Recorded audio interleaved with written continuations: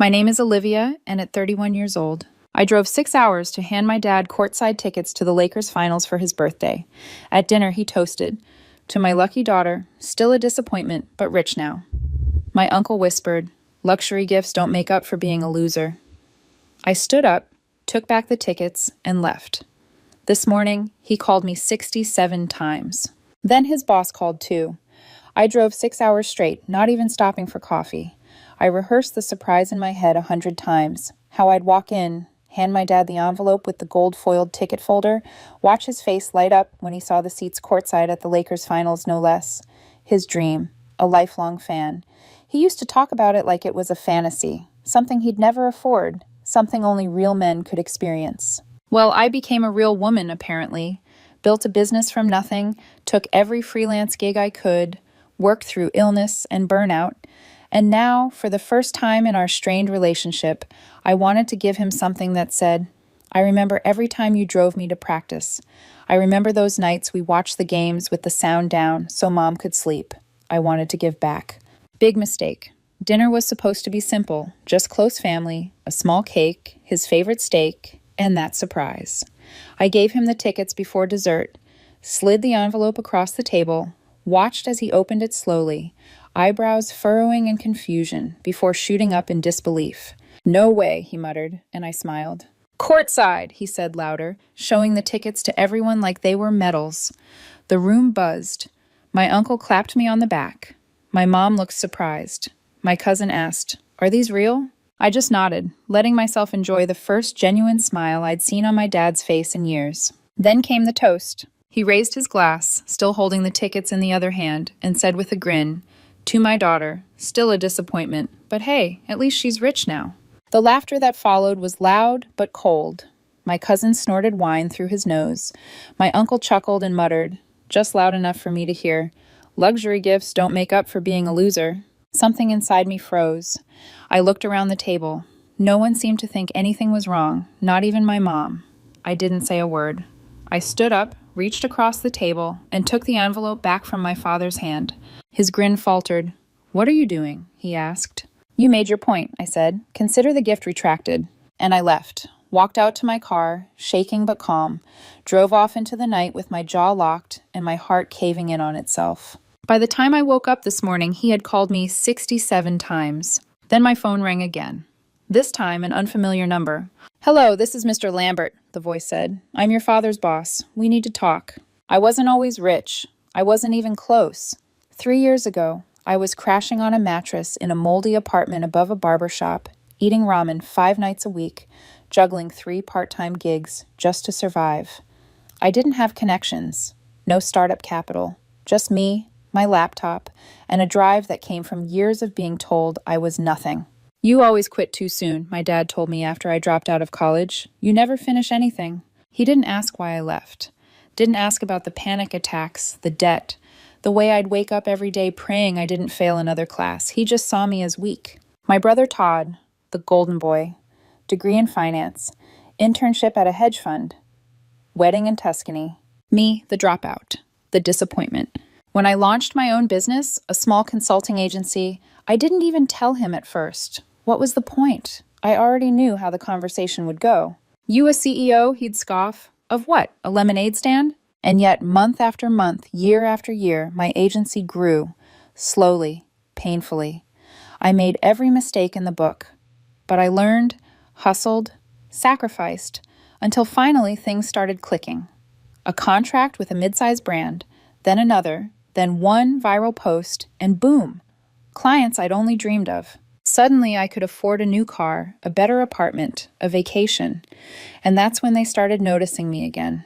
My dad's first compliment in years. "Looks like you finally figured out how not to screw everything up." He laughed like it was a joke. I didn't. Still, I kept trying. Maybe some part of me still wanted him to be proud. I paid off their mortgage last year. Quietly. Just wired the money and told Mom to check the balance. She cried. He said, "That's the least you could do after all we've put into you." Put into me. You mean the years of sarcasm, emotional neglect, and being the family's punchline? Let me tell you something about growing up in our house. My dad didn't hit. He humiliated. He tore you down with a smile. Made every achievement feel like a fluke. You got lucky, he'd say. Don't get cocky. And my Uncle Tom, the one who whispered that insult at dinner, he was always worse. The man hasn't held a job longer than a year in his life. He spent more time drunk in our garage than I spent in high school. But because he was Dad's brother, he was always invited, always respected. You know what my father used to call me when I started freelancing? Laptop Olivia. It was funny to everyone at Sunday barbecues. Oh, look, there's Olivia with her screen again. Let us real men talk about real jobs. I remember one night I brought over a bottle of decent whiskey, a small celebration after I landed a 5-figure deal. Uncle Tom snorted. Spending like a baller now, huh? You sure you didn't scam someone? My dad just laughed and added, she probably made a slideshow about feelings and charged 10 grand for it. They never asked what I actually did. Never asked who my clients were. Never asked what it took to get here. But you know what they did ask for? Money. Endless favors. Can you spot me for car repairs? Your cousin needs help with tuition. We're short on the house taxes just this once. Always wrapped in guilt. Always with the same line. Family helps family. Except when I needed help, they weren't there. When I had to pawn my guitar to make rent, no one returned my texts. When I skipped meals to pay off my student loans, they called me dramatic. When I broke down crying in the garage one Christmas, thinking maybe I was a failure, my dad walked in, saw me, and said, "Man up. No one likes a sob story." And now I'm the bank with a face. A walking ATM with just enough success to be tolerated again. But I still believed, stupidly, that maybe things were different now, that maybe I'd earned his respect. That's why I bought those Lakers tickets, $8,000 courtside for him. Because I remembered the old photos of him in his high school jersey, the stories of how he used to sneak a radio into his bedroom to listen to the finals. Because despite everything, I thought maybe this would be the moment. Maybe this time he'd look at me the way he looked at Todd. But all I got was the joke's punchline. Still a disappointment. But hey, at least she's rich now. That one sentence burned more than every insult I'd swallowed for 30 years. And the kicker, when I took the tickets back, no one said a word. Not Mom. Not even Todd. Like it made sense. Like I had overreacted. Like I wasn't allowed to finally stand up for myself. But the phone calls this morning told a different story. 67 missed calls from Dad, 5 from Mom, 12 from Todd, and then a voicemail from a number I didn't recognize. This is Mr. Lambert, your father's supervisor at Westfield Automotive. He's asked that I speak with you urgently. What is going on? The call from Mr. Lambert came at 9:17 a.m. At first, I thought it was a prank. Who gets a call from their father's boss over courtside tickets? But the voice on the other end was all business. Your father is having a difficult morning, he said carefully. He came into work extremely upset. Mention something about a family issue? I asked. He refused to go into detail but asked me to call. Mediate. Mediate what? I pressed. A situation involving Lakers tickets. I almost laughed. He sent his boss to do damage control. There was a pause. Then, he said he was too ashamed to call again. That he screwed everything up. His words. I hung up. 5 minutes later, my mom called. Your father didn't sleep all night, she said without so much as a hello. He was crying. That stopped me. My father crying. He's not well. He's talking about losing everything. He said you're about to ruin his life. Ruin his life? How? I asked. Because you didn't let him insult you and keep the tickets, because you threatened to go public, she whispered, voice trembling. What are you talking about? He thinks you're going to humiliate him, that you're going to make this into some public story. People are already talking. Then it hit me. He wasn't ashamed of hurting me. He was scared of being seen for who he really is. That was when I made the decision. I grabbed my keys and drove straight to his job. I didn't care about the fallout. I wanted him to see my face when I said what I was about to say. I walked into the Westfield Automotive showroom like a woman walking into a fire. The receptionist looked startled. I'm here to see Bill. Her eyes flicked toward the office down the hall. He's with someone. Not anymore, I said and pushed the door open. My dad was sitting at his desk, pale, hunched forward, a cup of coffee shaking slightly in his hand. He looked up, and for a moment I thought he might collapse. Jesus, you came, he muttered. I closed the door behind me and stood. You called your boss, I said flatly. I panicked, he said. I thought maybe if he could talk to you. Talk me into what? Giving you the tickets back. Apologizing for standing up for myself. I didn't mean what I said, he blurted. It was a joke, a bad one. I was nervous. Everyone was looking at me. You've had 33 years of practice making me the butt of your jokes, Dad. Don't act like this is new. He looked away, silent. I gave you something priceless, I continued, and you turned it into a punchline. And when I walked away, you didn't chase me. You just sat there. I didn't know what to say. You never do, but you always know how to hurt. Then he said it, the thing I will never forget.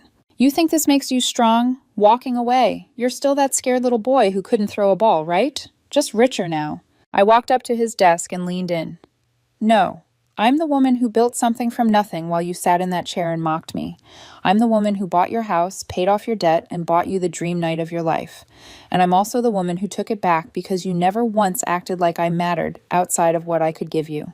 You're twisting everything, he said, voice shaking. No, I'm saying it clearly. Then the door opened. Mr. Lambert was there, looking mortified.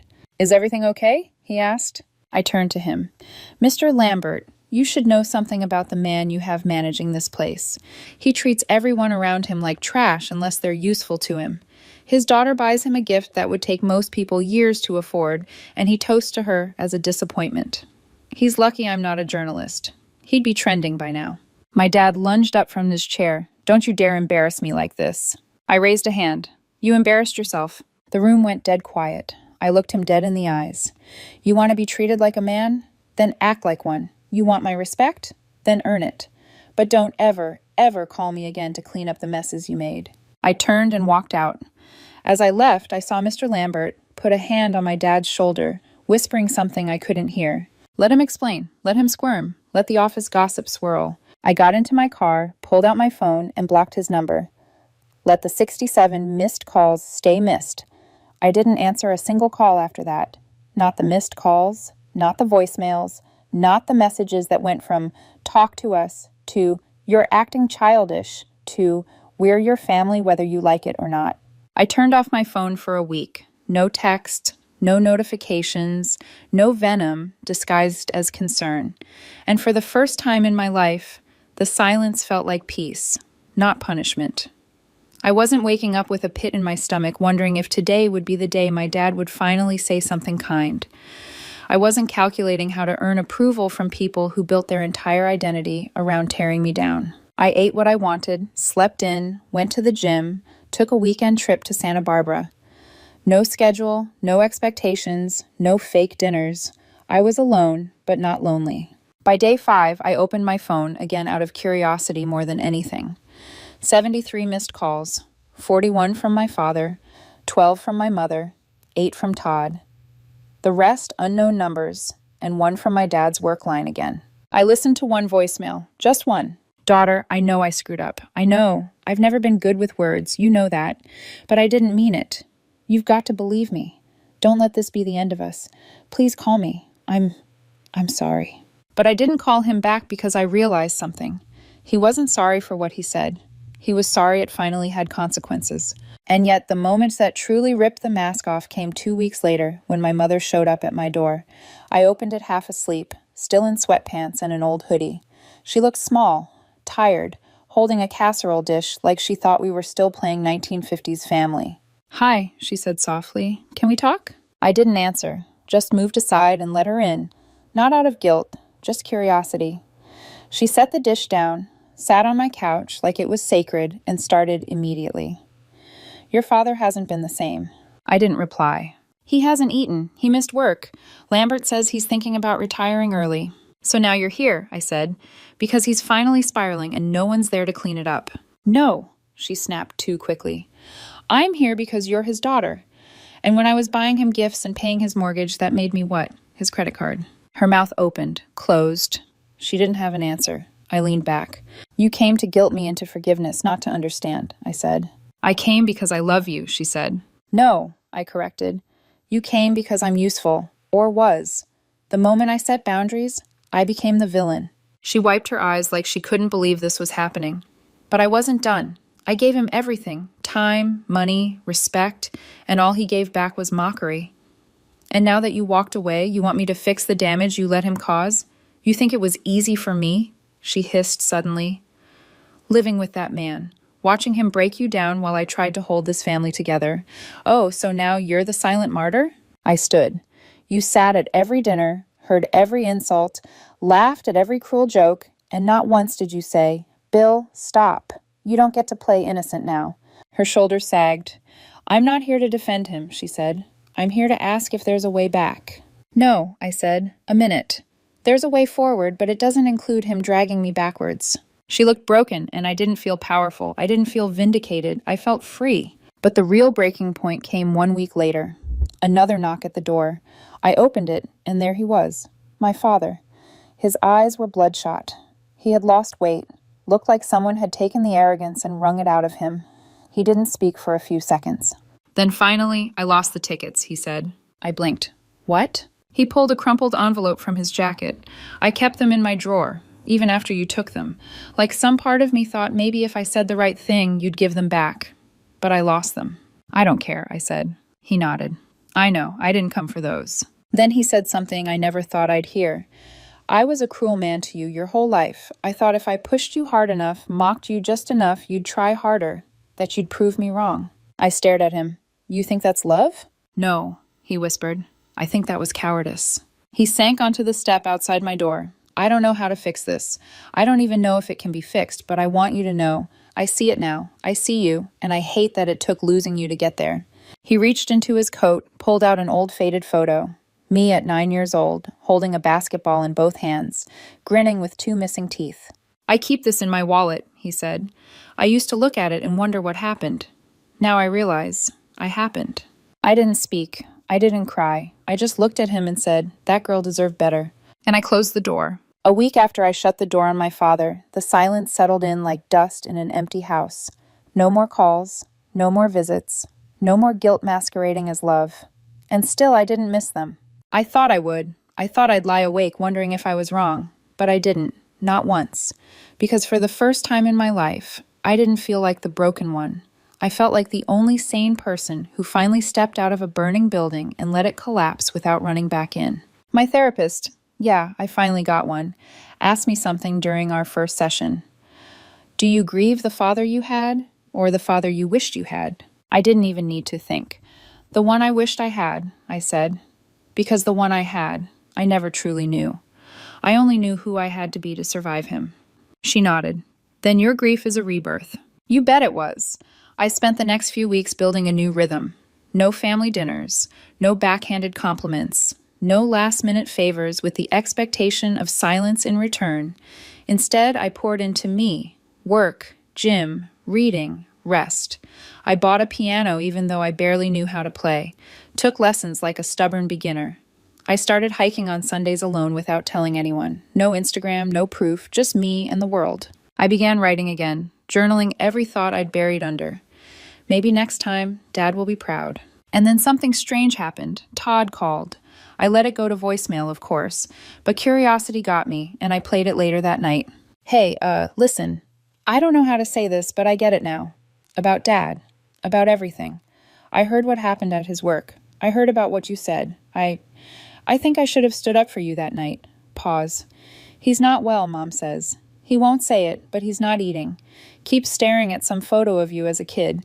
He quit Westfield last week. Just walked out. No plan. No goodbye. Pause again. I guess I'm just saying. You were right. I was blind, and I'm sorry. I deleted the message. Not out of spite, out of peace. Todd could wrestle with his awakening. That wasn't my battle anymore. But then came the last loose thread. My Uncle Tom, the one who whispered that dagger. Luxury gifts don't make up for being a loser. He texted me 2 lines the next Friday. Didn't mean it like that. You know how I joke. Come by this weekend. Family's asking about you. I didn't respond. Instead, I took a screenshot, printed it, folded it neatly, and slid it into an envelope. On the back, I wrote, "Luxury apologies don't make up for being a coward." Then I mailed it to him. No name, no return address, just a truth. He couldn't laugh it away. A week later, I got an unexpected message. Not from any of them. It was a DM on LinkedIn from a woman named Natalie Holston. Hi, you don't know me, but I used to work with your dad. He talked about you constantly, never in detail, but with this weird mix of bitterness and admiration. I just wanted to say what you did, taking back your power. That mattered. People noticed. I noticed. And you inspired me to finally cut ties with my own toxic family. So, thank you. I stared at it for a long time. Not because I needed validation, but because that was the moment I knew I hadn't just saved myself. I'd lit a torch for someone else lost in the same dark. And just like that, the weight lifted. It was a warm Saturday morning. I was walking out of a coffee shop, sunglasses on, notebook in hand. I stopped by a bookstore and bought a new journal. The barista slipped me a note with her number. I smiled but didn't react. I wasn't rushing. I wasn't chasing approval. I wasn't performing. I was just being. And just as I stepped back into the sunlight, I heard a small voice from behind. A boy, about 10 years old, holding his dad's hand, pointed at a billboard above us, a Lakers finals promotion. "Dad, look, someday we're going to go, right?" The father smiled and ruffled his son's hair. "One day, yeah, I'll get us there." I stopped. My throat tightened for just a second, not from pain, but from the realization that I didn't envy that boy anymore. I had become the woman he wished his father would be. And that woman is no longer desperate for anyone's approval at the table because she built her own. Final thought. Moral. I'm not angry anymore. I'm not waiting for the apology that will never come. I'm not haunted by the words "still a disappointment" because I know who I am and I know what I'm not. I'm not your scapegoat, not your bank, not your punching bag. I'm not your daughter if that means being your victim. I'm my own woman, and I finally am free. The sunlight felt warmer that day. Not because it had changed, but because I had. And for the first time in my life, I could just stand there, whole, unshaken, and entirely myself.